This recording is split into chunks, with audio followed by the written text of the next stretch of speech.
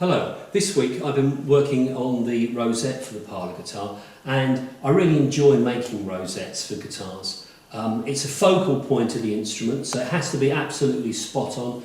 People's eyes are drawn to that straight away. By the nature of it, it's very small, very fiddly to make. So I think it's a real test of craftsmanship to create a good rosette. So that's what I've been doing this week, so come and have a closer look and I'll talk you through it. So here's the rosette, and one of the first things that you'll notice is that I've taken the rosette right the way up to the edge of the sound hole. Many of the early guitars had this style of rosette, and I wanted to be faithful to that. So that's what I've done here.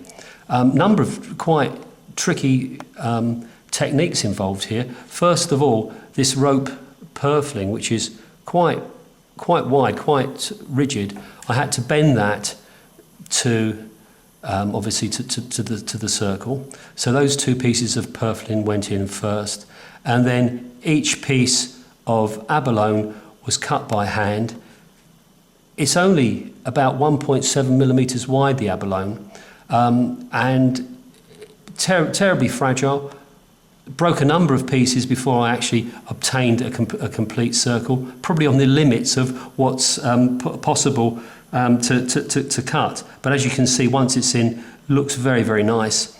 And then what I've done around the inside of the sound hole itself is I put a piece of ebony veneer. So it trims the rosette up nicely, and when anybody's looking into the guitar, they don't see any of the soundboard at all.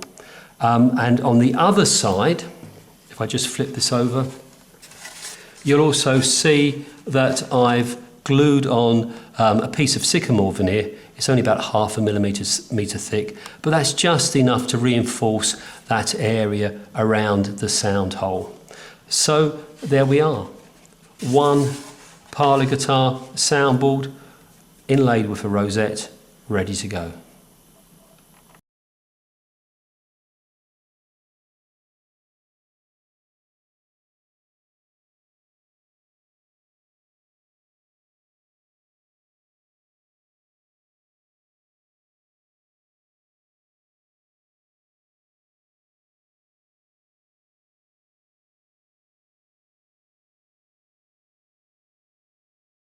So here we have then the soundboard, the rosettes in place.